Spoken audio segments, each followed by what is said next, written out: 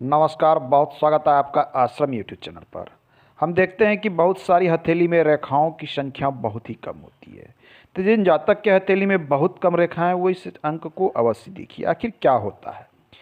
3 रेखाएं हमारी हथेली में मूल रूप से अवश्य होती है। पहली ये है हमारी जीवन रेखा, आयु रेखा या लाइफ लाइन इसे हम कहते हैं।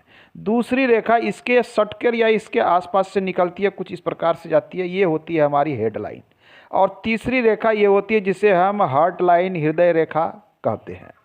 तो ये 3 रेखाएं मूल रूप से सभी जातक के हथेली में, लगभग 99% के हथेली में ये रेखाएं अवश्य होती है। चौथी जो रेखा होती है हथेली में, उसे हम कहते हैं भाग्य रेखा। जब हम इस हथेली में देख रहे हैं कि रेखाओं की संख्या बहुत कम है, जैसा कि दिख रहा है कि जीवन रेखा है, बिल्कुल साफ सुथरी और लंबी है, अर्थात जीवन इनकी जो है इस प्रकार से यहाँ से आई है और इस स्थान तक साफ सुथरी है। उसके बाद थोड़ी सी अलग होकर ये नीचे आई है। तो यहाँ तक की आयु लगभग यदि गणना की जाए तो ये लगभग 75 के वर्ष के आसपास में ये आयु आ रही है। मतलब 75 वर्ष तक की आयु इनकी साफ सुथरी और स्पष्ट है। उसके बाद हो सकता है कि शारीरिक कमजोरी आ जाए या स्वास्थ्य संबंधी कुछ समस्या यहाँ पर दिख रही है 70 वर्ष के बाद। उसके बाद पुनः ये आयु नीचे गई है लंबी। चलिए, हम बात कर रहे थे अब इसकी मुख्य रेखाओं का कम होना। यदि आपके हथेली में रेखाओं का कम होना तो ये दर्शाता है कि आप मानसिक परिश्रम कम करते हैं। ध्यान देने की बात है, रेखा कम होना अर्थात आपको शारीरिक परिश्रम आप अधिक करते हैं। जो व्यक्ति शारीरिक परिश्रम करने में सक्षम होते हैं या शारीरिक परिश्रम करते हैं या सक्षम होते हैं, उस तरह के कार्य में लगे रहते हैं जहां श्रम जो है आपके शरीर द्वारा या आप जो धन का अर्जन कर रहे हैं उसमें अपनी ताकत का प्रयोग कर रहे हैं, अपने शारीरिक परिश्रम का प्रयोग कर रहे हैं, तो उनकी हथेली में रेखाएं कम होती है। तो एक बात तय करती है, यदि रेखाएं बहुत ही कम है तो आपको शारीरिक परिश्रम जीवन में अधिक करना है, अर्थात संघर्ष जीवन में अधिक रहेगा। अब जैसा कि दिख रहा है संघर्ष अधिक रहेगा। रेखाएं इनकी हथेली में भाग्य रेखा बिल्कुल अस्पष्ट सा है।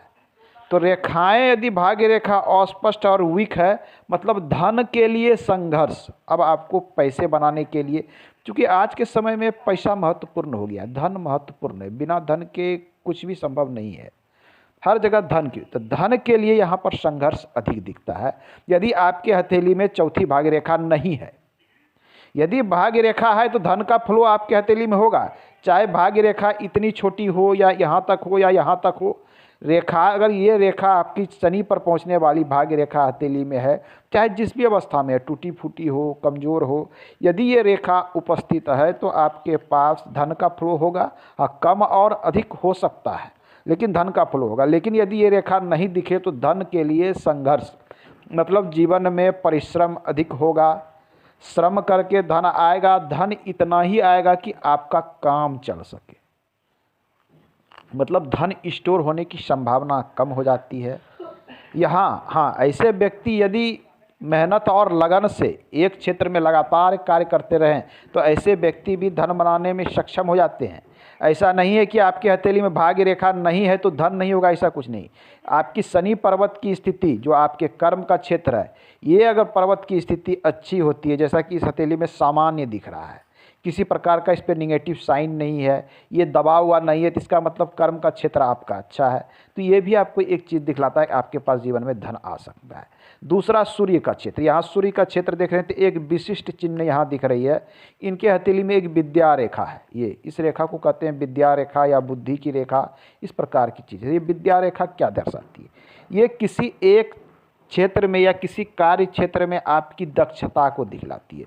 जो भी कार्य में आपका इंटरेस्ट हो, चाहे वो मानसिक श्रम से आप करते हो या शारीरिक श्रम से करते हो, उस एक क्षेत्र में आपकी विशेष बुद्धि को, विशेष दक्षता को दिखलाती है। तो ये इसे कहते हैं बुद्धि की रेखा, विद्या की रेखा। तो हथेली में ये रेखा होना अपने आप में एक शुभ माना जाता है। चलिए, अब बात करें कि हथेली में रेखाएं, यदि आप मानसिक श्रम शुरू करते हैं तो धीरे धीरे आपकी हथेली में रेखाएं बनती भी है और बिगड़ती भी है। दोनों चीज़ें ध्यान में रखें। हथेली में हम देख रहे हैं इस हथेली में मंगल का भाग थोड़ा सा फैला हुआ है, ये मंगल भी उभरा हुआ है, अर्थात ये मंगल यहाँ थोड़ी ये दिखला रहा है कि ऐसे व्यक्ति को भूमि से संबंधित कार्य पर, खेती बाड़ी भी हो सकती है, भूमि का लेन देन भी हो सकता है, किसी माइंस में काम करना, खदान संबंधी, इस प्रकार मतलब भूमि से रिलेटेड कार्य यदि ऐसे व्यक्ति करते हैं तो इनको विशेष लाभ होता हुआ दिखता है। अब है कि मंगल यदि किसी व्यक्ति का उन्नत अवस्था में हो तो ऐसे व्यक्ति क्रोधी अधिक हो जाते हैं। इनको गुस्सा अति शीघ्र आ जाता है, शीघ्रता से क्रुद्ध हो जाना, गुस्सा आना, किसी पर भी हावी हो जाना, लड़ाई झगड़े इत्यादि में ये पीछे नहीं हटते, कभी भी किसी से लड़ने झगड़ने में पीछे नहीं हटते। हठी स्वभाव के भी कभी कभी हो जाते हैं ऐसे जातक। तो मंगल यहाँ काफ़ी उच्च का है। बुध की स्थिति का भी ये फैली हुई दिख रही है, मतलब व्यापारिक गुण, मतलब कुछ व्यवसाय संबंधी गुण इनके अंदर पाया जाता है। यदि इस क्षेत्र में भी कार्य करें तो इनको सफलता यहाँ प्राप्त हो सकती है। एक चिन्ह दिख रहा है चंद्र पर, शायद ये काला तिल या काला दाग दिख रहा है। यदि चंद्र क्षेत्र पर किसी जातक को इस प्रकार का तिल या धब्बा दिखे तो ये मन की अस्थिरता को दिखलाती है। मतलब किसी भी क्षेत्र में मन को अस्थिर होकर कार्य नहीं कर पाते हैं, मन चंचल रहता है, मन व्यथित रहता है। मतलब कुछ ऐसी स्थिति, कुछ ऐसी हरकतें भी कभी कभी ऐसे जाता है, कुछ ऐसी हरकतें भी करने लगते हैं कि लोग कहते हैं पता नहीं मानसिक अवस्था इनकी कैसी है, कि कभी कुछ करते हैं कभी कुछ करते हैं, इस प्रकार की स्थिति भी है। चंद्र पर तिल, तो ये चंद्र पर तिल अच्छा नहीं माना जाता है।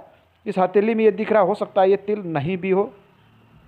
तो हथेली में यदि कम रेखा है तो इतना तो तय है कि आपको जीवन में परिश्रम अधिक करना होगा, उसके अनुपात में आपको जो फल जो है वो काफ़ी संघर्ष के बाद मिलेगा। अब आइए इसकी हम देखते हैं छोटी उंगली को। तो छोटी उंगली की लंबाई अच्छी है, मतलब इस पर्व तक पहुंच रही है। इस पर्व तक पहुंचना अपने आप में शुभ मानी जाती है, अच्छी मानी जाती है। ऐसा माना जाता है कि ऐसे जातक का मैनेजमेंट अच्छा होता है, कार्य करने का तरीका, कार्य करने की क्षमता, मनी मैनेजमेंट, धन से धन को बनाने की क्षमता, इस प्रकार के कार्य में ऐसे जातक अच्छे होते हैं। कनिष्ठिका उंगली का लंबा होना, मतलब कई क्षेत्र के विषय में ऐसे जातक के पास में विद्या होती है, मतलब एक साथ कई क्षेत्र के विषय में जानकारी होना, इन सब चीज़ों को ये दिखलाता है। तो ये अपने आप में एक शुभ चिन्ह यहाँ बनता हुआ दिख रहा है। गुरु पर्वत अच्छे अवस्था में है, जो ये दिखलाता है कि ऐसे जातक को मान प्रतिष्ठा भी प्राप्त होगा। तो कुल मिला के इस हथेली को जब देख रहे हैं तो हथेली में परिश्रमशील हथेली है, कर्म प्रधान हथेली है। मतलब ऐसे जातक जो कर्म करेंगे उनके अनुसार इन्हें परिणाम यहाँ प्राप्त होगा। तो आज के अंक में इतना ही, मिलते हैं अगले अंक में। धन्यवाद।